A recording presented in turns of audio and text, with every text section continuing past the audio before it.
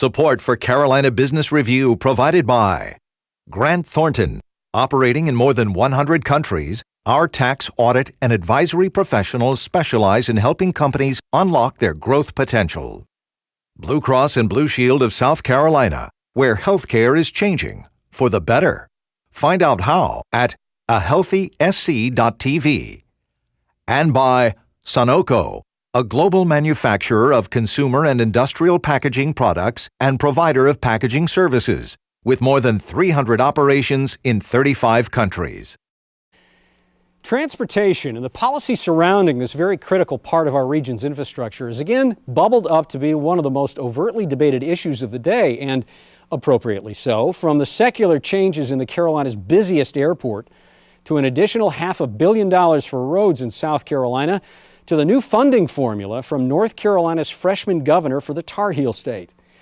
Welcome again to the most widely watched dialogue on Carolina business and public policy. I'm Chris William, and in just the past 2 months, we have hosted both North and South Carolina's Secretaries of Transportation on these same issues. It's so much more than fixing roads and bridges. It goes to the very connectivity of our communities and the cultural development of this region. We will start in just a moment, and later on, Martin Marietta boss, Ward Nye.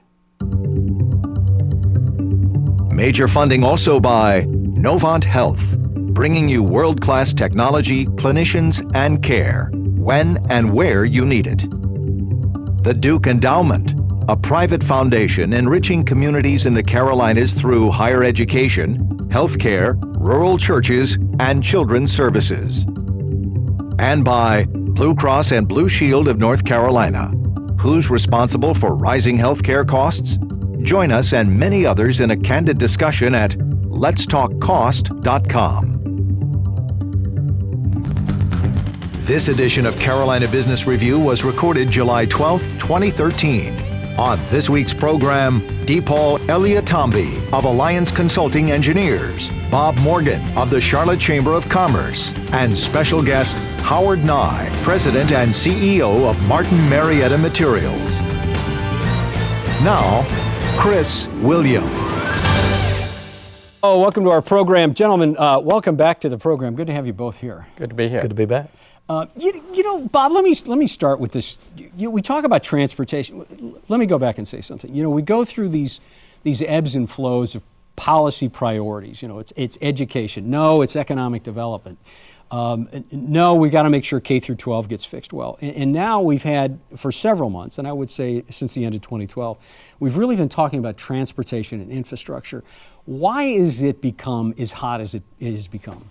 I think it's because the Carolinas have become a hotbed of growth, and transportation, if you don't keep up with your infrastructure investments, that's an issue that can trip you up. We've seen it in other regions around the country, and certainly to now in North Carolina have a governor who was mayor of the fastest growing metropolitan area in the first decade of the new century. He gets that.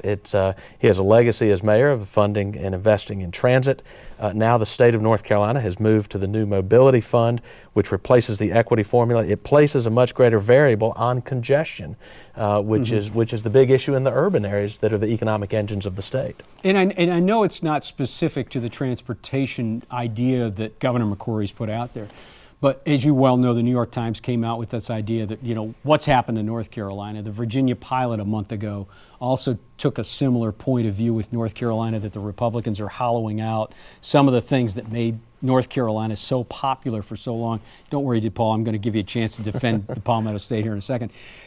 You know, what is going on here? Are the Republicans, is it too early to make a decision on what the Republicans are doing for the state going forward? Chris, there is a profound transition of power that has taken place in state government in North Carolina, and I think we are all trying to sort through what that means. I think the Republican Party, with the new governor, with strong veto-proof legislative majorities, trying to figure out what that means. And so we're seeing a battle for what are the priorities within their agenda, and I think the rest of us are, again, trying to figure out how to sort through that and how to live with this new reality that the last couple of elections have dealt us. Yeah, the GOP in South Carolina has been in charge for a while now, Yes, and one of the things that they secured and did in June, this beginning of the summer, was to say $500 more million at least for roads, for transportation. Seems like it's a step in the right direction. Is it? It is. Chris, as Bob just mentioned, the Carolinas is a very fast-growing region. In the last 20 years, South Carolina's added 2 congressional districts, 2 additional congressional districts. That's huge. And because of the success we've had in the last 10 years with announcements, great announcements like Boeing, BMW, Michelin, Continental, Bridgestone, et cetera, our roads are being put to good use. And the General Assembly has recognized that we have about a $29 billion shortfall over the next 20 years. And so they coupled $50 million of one-time budget surplus with $41 million of vehicle tax money, sales tax money, and leverage to get $500 million worth of general obligation bonds to pave some roads and maintain the roads. That's a small step, but a giant step in the right direction. You know, and not to leave the South Carolina governor untouched, since we were talking about Governor McCrory, Nikki Haley is opposed to any type of increase in gas tax to pay for some roads.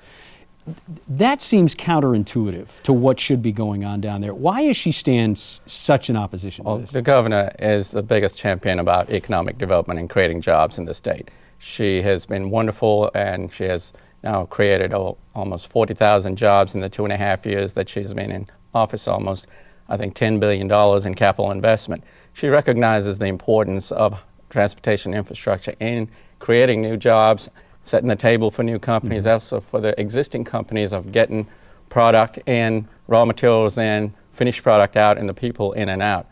But she's looking for alternative ways of bringing funding without taxing the people that use it. That's her position. How do you think business feels about that? I think you're seeing both sides, Chris. You've seen the Truckers Association actually come in favor of a gasoline tax increase. The gasoline tax in South Carolina is 16.87 cents a gallon, which is one of the cheapest, third lowest in the country. We have the 4th largest highway network in the country.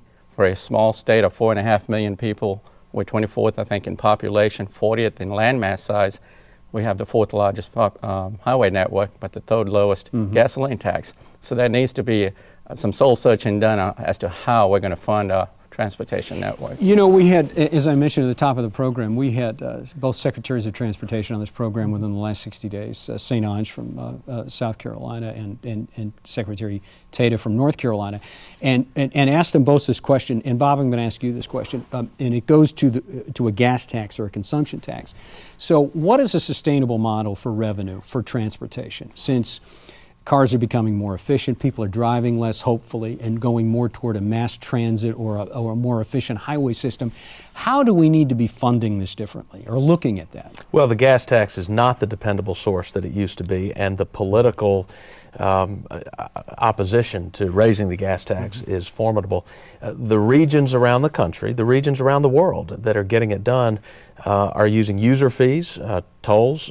Texas is at least a decade or more ahead of North Carolina in aggressively using tolls to build new roads.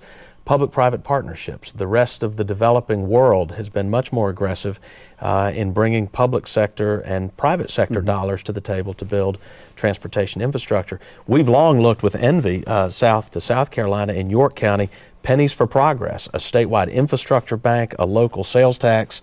It has a sunset, goes to referendum. Here's what we're going to build over the next 7 years. You go back 7 years later, the public has seen what they've gotten, where you had initially passed it with a 51% support, then you get to 60%. They went back a third time in York County. 75% of the public voted for a tax. It has a sunset, but it's a specific set of projects. North Carolina needs to be a lot more aggressive, like South Carolina, in bringing different creative funding mechanisms to the table. And Bob's right. As far as we've seen, York County started that in 1996, and they're in their third penny. And we've seen other counties now take advantage of that same program. The General Assembly in the previous general session actually approved for several other counties to participate in an additional penny sales tax, and several counties are taking advantage of that. A quick shift to both of the metros that you all hail from. In Charlotte, largest airport in the Carolinas, Charlotte Douglas Airport, Charlotte Douglas International Airport, has been going through this idea of an authority, wresting it from city control, sending it to an authority. Seems like, Bob, and this is going to be no surprise, that it has not been done smoothly, and there's been some hurt feelings both on the state level and local politics level. Just briefly, if you can, what has gone on there? Is it the right thing to have an airport authority, and why has this happened so unevenly? Chris, there have been personal politics involved. There have been partisan politics involved. Cut through that, at the heart of it, there is a legitimate policy question. What is the best governance model for the Charlotte Airport going forward at a time when U.S. Airways and American are about to merge and Charlotte potentially can play a major role there, at a time when the Norfolk and Southern Intermodal Yard will open next year, 1 year ahead of the Panama Canal opening, which relates to the Port of Charleston, where more of North Carolina's goods flow in and out of, certainly from the Charlotte region. What is the best governance of the airport? As you said, the process has not been pretty, but it is a legitimate question, and that's the debate that's taking place between the city, which has run the airport extremely well, built it into one of the best ever, and state government, which has a view of the need to be more regional in the governance. Does the chamber support an airport authority? We have said we don't know what the best government model is. We have said to the city, we've said to the state, you guys need to come together. We don't need one of you determining the answer without the other. We've seen some of that. We've not seen enough of that. It may be too late. It may be that the state passes the authority bill, and it may be that the city then takes whatever options it has through lawsuits or whatever other means, which frankly from our perspective would be very unfortunate. It would create uncertainty over some period of time going forward at a time when the U.S. Airways American merger is going to take place, and we have an opportunity to benefit from that. Yeah, it seems particularly poignant around the merger as well. We've got about a minute, and again, not fair to shoehorn this one into a minute, but Bull Street development in Columbia, understatement to say this is a game changer for not just the cityscape of Columbia, but development going forward. That has become fairly partisan, and I would almost say hyper-partisan in some cases. This is a game changer. It seems like this is a game changer to Paul. Is the city going in the right, is Mayor Benjamin going in the right way with this? It is. It's an exciting project, Chris. There's 187 acres of state-owned property in the city, core of the city. There's probably not another parcel of land like it in any capital city in the country. For the last 10 years, we've had meetings, briefings, discussions, adjudications, and it's come time that we do something about it. So this past week, through the leadership of Mayor Benjamin and the City Council, they discussed it, voted on it to move forward and give the green light to developer Bob Hughes to do this 187-acre development, mixed-use development that's going to have a $1.2 billion fiscal impact annually. It's going to create 11,000 jobs, some $600 million in wages, some $20 million a year in taxes for schools. So it's a game changer. It absolutely is, and we're excited about it and can't wait for it. And one of the arguments, people say that the developer Bob Hughes, who's very successful and done great things in downtown Greenville, South Carolina, that he'd walk away from this project. I'd find it hard to believe that Hughes would walk away from this kind of a deal, even if it was extended out. Bob Hughes is a great developer. He's done, as you said, wonderful things in Greenville, South Carolina. There's benchmarks for this established. So there's public money being used for public infrastructure to support and set the table for the private enterprise. So it's a great public-private partnership, a shining example of it, hopefully, that will be used for water, wastewater, and streets and so forth. And I think there's about $15 million being invested by the city first in the first 3 phases, and the developer has got to meet certain benchmarks before an additional $16 million in such enterprises is put forth. Thanks, so Paul. there's some checks and balances in place. And sorry to interrupt you, but I know, and a lot more to come on that. We'll talk more about that. Thank you, gentlemen. We're going to bring our guests on in just a moment. Next week on this program, if you want to know what's going on in an organization, talk to the accountant. Talk to the one that writes the checks and balances the books. You could say the CFOs for both North and South Carolina will be here. That is the Treasurer of North Carolina, the Honorable Janet Cowell, along with the Treasurer from South Carolina, the Honorable Curtis Loftus, will join us on this program together, talking about policy, talking about public debt, and talking about many of the things that we continue to talk about, education and development. You know, when you lead one of the nation's top 2 producers in aggregates for the construction and related businesses, it would make some sense that you take a keen interest in infrastructure, in agriculture, in sustainability, and certainly in the environment. Joining us now is Martin Marietta President and Chief Executive Officer, Ward Nye. Ward, welcome to the program. Good to be here. Thanks, Chris. Ward, you've heard a lot of the transportation talk, not just sitting off set here, but you've been immersed in this thing. Ward, how do we find, and I mean how do we as a region find a balance between good policy discussion and this hyper partisanship that goes on? We're going to have to look at the end of the day of what's really core to our being here. At the national level, we need to care about national defense. We need to care about transportation. At the state level, I think part of what we've talked about here today is the population inflows that we're seeing in both North Carolina and South Carolina. If we're looking at now being the 10th most populous state in the country in North Carolina and moving up to 8 and 7 over the next several years, being able to move people around effectively, being able to house them, being able to educate them, being able to get them to shopping centers, places of business, and move goods is critically important to the well-being of this state and South Carolina as well. And we're simply going to have to sit back and take a look at our priorities and decide how we're going to fund that. And that's a state debate, and that's going to be a national debate as well.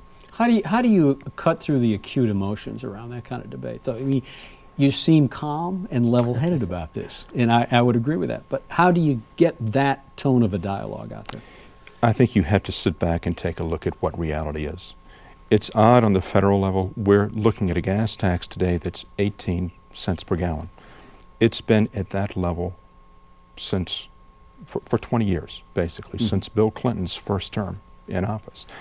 You can't have something that's based on that degree of investment and not move it and expect to see the type of growth that we simply need, both at the federal level and again at the state level. I think North Carolina has been progressive in the way that they've looked at that. I think, though, we're going to have to look at different ways to address it going forward. There's not going to be a single silver bullet that will cure this. I think we have to talk about the gas tax. That's not a conversation many people want to have, and I think we all understand that. But we're going to have to look at vehicle miles traveled and look at to determine if there's a better way to capture that going forward. I think tolling, with what we've done with a new turnpike authority here, is very progressive. I think some of the activity that we've seen in other large Martin Marietta states, Texas in particular, has been very helpful to that economy. And as we sit back and measure where that economy has been during the last 6 or 7 years, candidly, it's been in a very different place than much of the rest of the United States. So I think that's the type of dialogue we have to have. Well, Ward, I'd love to ask you to dig into that one a little bit deeper. Texas, arguably the healthiest economy in the United States, their toll program and their major metropolitan regions, at least a decade ahead of us. What can we in the Carolinas learn from Texas? Yeah, I think if we look at Texas and see where the toll programs are strong, they're principally twofold. In the Dallas-Fort Worth area, you have the North Texas Tollway Authority. In Houston, you have the Harris County Tollway Authority. And they have both been in place for an extended period of time, and both have really driven economic growth in those areas. The major area in Texas that doesn't have a tollway authority is San Antonio. If you take a look at the infrastructure activity and the variance between DFW, Houston on one hand, and San Antonio on the other, you'll see it pretty profoundly.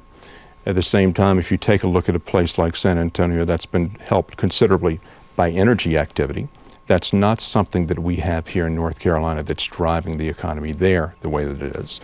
But if we take a look at what's going on in Houston with the Grand Parkway, with development that's coming in there in parts of the Woodland, if we look at what ExxonMobil is doing in that community, if we take a look at the businesses that have come into the DFW area over the last 10 and 15 years during much of this toll period, I would suggest to you that moving goods through those areas, moving people through those areas, is something that now they're very accustomed to and that they've been able to take great advantage of to their economic benefit. What the current federal transportation bill expires, I think sunsets in 2014, which is not too far away. And the last bill, it took a couple of continuing resolutions to kind of get that one passed. What's the impact to your business when the federal government's not decisive in such a venture? You know, that was a tough one to watch. And to your point, Chris, that's when it's tough to be calm. And actually, I wish it had taken a couple of continuing resolutions. It took 9 as we went through that. So if you really sit back and reflect on that, that was safety loop. It expired September 30th, 2009. And we went through 9 different CRs from then until we passed the new bill. What's a CR? A continuing resolution that basically keeps it in place. Here's the trick, though. If you think about infrastructure, as a general rule, these aren't short-lived projects. If you're building new highways, if you're adding new lanes, if you're dealing with capacity issues, these tend to be multi-year jobs. If you're South Carolina DOT, if you're North Carolina DOT, and you're addressing population concerns, you need to look at multi-year projects. The dilemma that you run into is you don't have a federal partner who you know is going to be there for the long term. So what we're faced with from my business, for example, is if you're looking at a short-term continuing resolution, call it 60 days, 90 days. If you're a state DOT, you can't go and let those long-term projects. So where we sit today, to your point, we have a new highway bill that came in October 1st last year. Rather than being a 5 or 6 year bill, which we've been accustomed to, it's a 2-year bill. So what we're looking at here today is a year and a half or less left ahead of us. Then we're right back to that debate that we had before. The hope and the aim is that we won't go through 9 more continuing resolutions. We have a business that doesn't do well on a stop-start basis.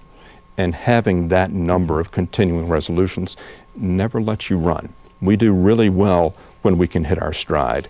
We're not a stop-start. And you would seem like more than a casual observer on this ward. I mean, so when you look at North Carolina's new strategic funding formula for the state when it comes to transportation, has the governor got it more right than past? Is this going to be good for the citizens of North Carolina long term? I think it's going to be good for the areas that are most congested right now. And I think it's going to be good for the areas where we have most of the people moving to the state. I think if we look disproportionately where this number of people will be coming into North Carolina over the next 10 or 15 years, Charlotte's going to be a big beneficiary of that. The Triad will, the Triangle will, the coastal areas will, Asheville will. I think the parts of the state that we have to be sensitive to are those more eastern parts of the state before you get to the coast, and some of those areas in the true Piedmont headed to the west as well. What we've done historically in those parts of the state relative to infrastructure investment has been important to our state as well. If you take a look at the paved roads that we have here, we have more state-maintained paved roads than anyone else in the country. North Carolina and Texas are 1 and 2 on that. Virginia is 3rd, and a distant 3rd. So I think looking where people are going makes some sense. We also need to be sensitive to where people are hurting and how we can add economic development there. Chris, I'd like to add that at a time when our legislature used the word hyper-partisanship, I think this transportation bill passed overwhelmingly with bipartisan support at a time when that kind of support has been hard to find in a lot of other areas. The support was very broad and frankly very encouraging. Ward, I wanted to change subjects. We've had record levels of rain throughout the Carolinas. You wouldn't describe it as Chamber of Commerce weather necessarily. What is the impact to the business of quarrying and then the construction industry more generally? Well, we are watching for animals walking 2 by 2 these days. There's no question about that. If you're operating a big hole in the ground, putting a lot of water in it certainly gives you certain degrees of obstacles to overcome. I think probably the bigger challenge would be for the contractors. If you're building highways, bridges, roads, and streets, and it's wet, it's tough to go about your normal activities when we've been hit with this much rain. There's no question about that. At the same time, I do think the economy that we're seeing in North Carolina, whether it's relative to home building, commercial activity, or otherwise, is healthier today. I don't think it's pushing business away. I think it's just pushing business in some instances a little bit to the right for contractors on occasion. But as a general rule, that's how wet weather in this circumstance affects our business. We have literally about 30 seconds left. We didn't even ask you about Martin Marietta business. Now you got an earnings call coming up. You got to be careful. Is business improving? Are you encouraged, or where are you in that process? I am encouraged. I think particularly on the private side. I think what we've seen over the last several months as housing has really started to recover is a good story for the United States. We celebrate the fact that we're getting close to 1 million starts a year. We need to remember on the nation, 1.5 million is a 50-year average. So while it's getting better, we still have a ways to go. Please come back so we can talk about Martin Marietta a little bit more. We'll do that. Thank you, Ward. Good to you, have you on the Chris. program. DePaul, welcome. Glad you made it safely. Bob, always nice to have you on. Thank you. Good to be back. Thank you. Until next week, I'm Chris William. Good night. Major funding for Carolina Business Review was provided by the Duke Endowment, a private foundation enriching communities in the Carolinas through higher education, healthcare, rural churches, and children's services. Blue Cross and Blue Shield of North Carolina. Who's responsible for rising healthcare costs? Join us and many others in a candid discussion at letstalkcost.com. Grant Thornton. Operating in more than 100 countries, our tax, audit, and advisory professionals specialize in helping companies unlock their growth potential. Novant Health, bringing you world-class technology, clinicians, and care, when and where you need it. Sunoco, a global manufacturer of consumer and industrial packaging products and provider of packaging services, with more than 300 operations in 35 countries. Blue Cross and Blue Shield of South Carolina, where healthcare is changing for the better. Find out how at ahealthysc.tv. And by viewers like you. Thank you. Promotional consideration provided by Business North Carolina Magazine. For more information, visit carolinabusinessreview.com.